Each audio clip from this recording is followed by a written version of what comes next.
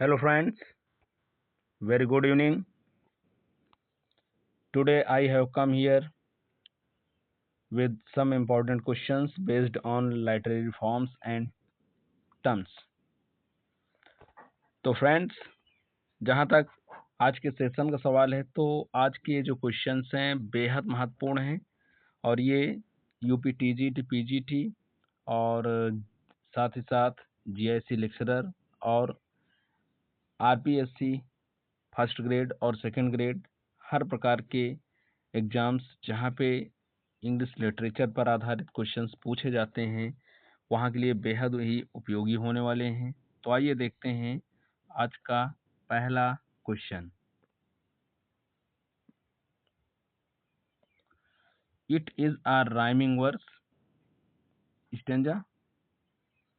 It consist an interlocking three lines.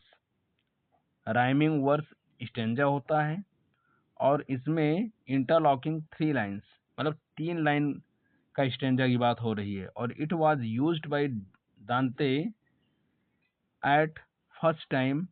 तो वो कौन सा स्टेंजा है? तीन लाइन का स्टेंजा जो दांते के द्वारा क्वाइन किया गया था, दांते के द्वारा जिसको शुरुआत किया गया था, तो क्या वो सोनेट है? तो सोनेट नहीं। Sonnet was started by Petrarch. Ottava rima ये 8 लाइन का होता है और ये टर्जा राइमा जो है वो एक प्रकार से इंटरलॉकिंग तीन लाइन का स्टेंजा होता है जिसमें A B A.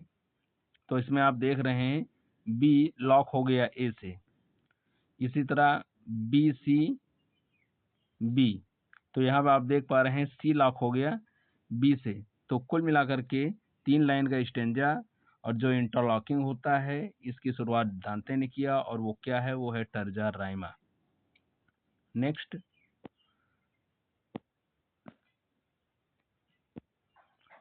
Who described free verse. वो कौन से पोइट थे जिन्होंने फ्री वर्स को बताया था? क्या? As being like playing tennis without net. इन्होंने फ्री वर्स जो राइटिंग स्टाइल है उसको उसकी तुलना मतलब ऐसे किया गया था जैसे कि बिना नेट के आप टेनिस खेलें। बिना नेट के जब आप टेनिस खेलते हैं तो वो चाहे जिधर जाए उस पर कोई नियंत्रण नहीं। बिल्कुल वैसे ही इन्होंने फ्री वर्स राइटिंग स्टाइल के बारे में ऐसा कमेंट किया। तो वो थॉमस हार्डी थे या वॉल्ट विटमन या रॉबर्ट फ्रॉस्ट या हेमिंगवे? तो जी बिल्कुल सही आंसर है option number C. Next, the act of inventing a word. The act of inventing a word or phrase. अगर आप किसी शब्द की खोज करते हैं या किसी फ्रेज की शुरुआत एक प्रकार से करते हैं तो क्या उसे आप इन्वेंशन बोलेंगे? नहीं। क्वाइनिंग? नहीं। मिंटिंग? नहीं। इसको आप न्यूलॉजिज्म बोलेंगे। तो option number C is correct. Next, aspect of the novel. Aspect of the novel is a book written by.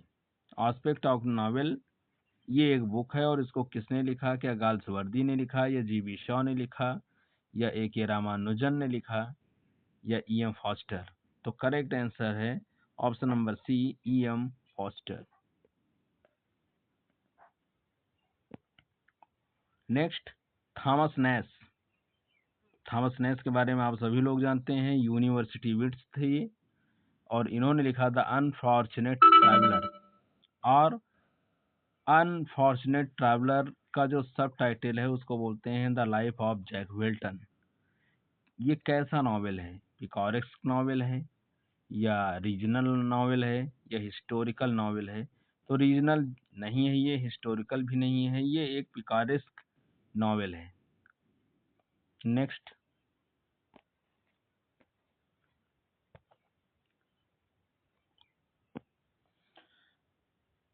To written or spoken novels.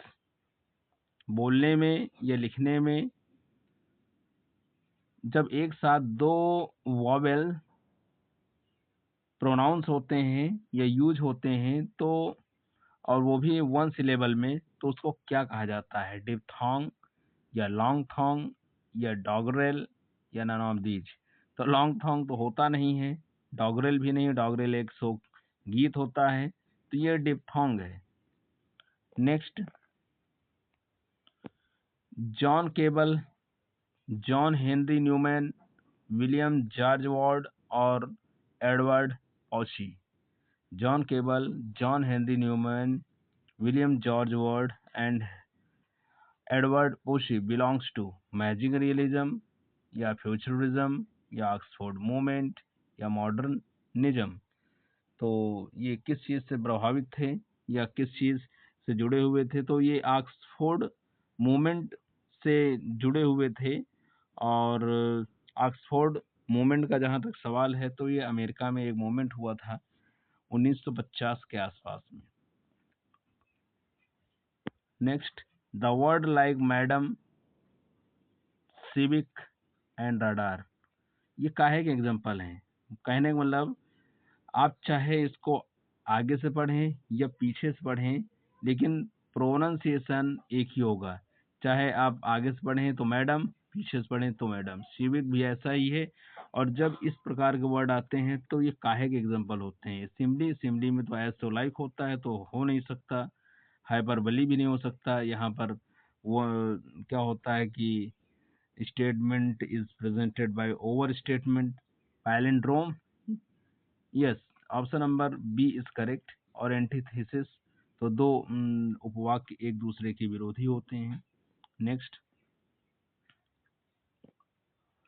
It is a work of art, एक ऐसा साहित्यिक कला that imitates the style of some previous work, जो पिछले यानी पुराने work की नकल करता है। तो और it is a mixer of themes, उसमें थीम्स का मिक्सचर होता है,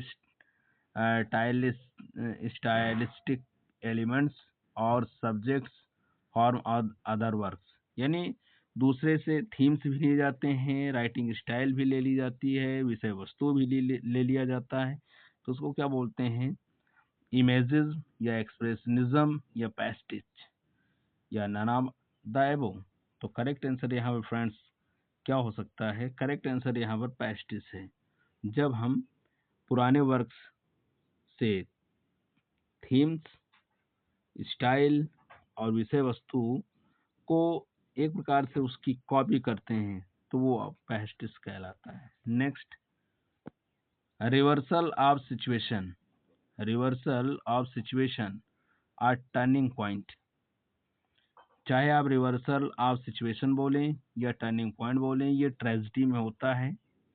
और ये चीज़ क्या करता है? प्रोटोगोनिस्ट यानी हीरो की जो किस्मत है उसको अच्छे से बुरे में बदल देता है, अच्छे से बुरे में बदल देता है। तो वो क्या कहलाता है? हेमेर्शिया या कैथारसिस। कैथारसिस तो परगेशन ऑफ इमोशन। और पेरिपीटिया या एग्नोरेसिस, ये तो डिस्कवरी होता है। तो ऑप्शन ए या सी में कोई एक हो सकता है। जो करेक्ट आंसर है रिवर्सल ऑफ सिचुएशन और टर्निंग पॉइंट, ये option number C is correct. So friends, आज बस इतने 10 क्वेश्चन, लेकिन ये बहुत महत्वपूर्ण हैं। ये निश्चित तौर पे एग्जाम्स में पूछे जाने वाले हैं। और अगर ये वीडियो आपको अच्छा लगा है तो आप निश्चित तौर पे शेयर करें और अपना कमेंट बॉक्स में डालें। बहुत बहुत धन्यवाद। जय हिंद।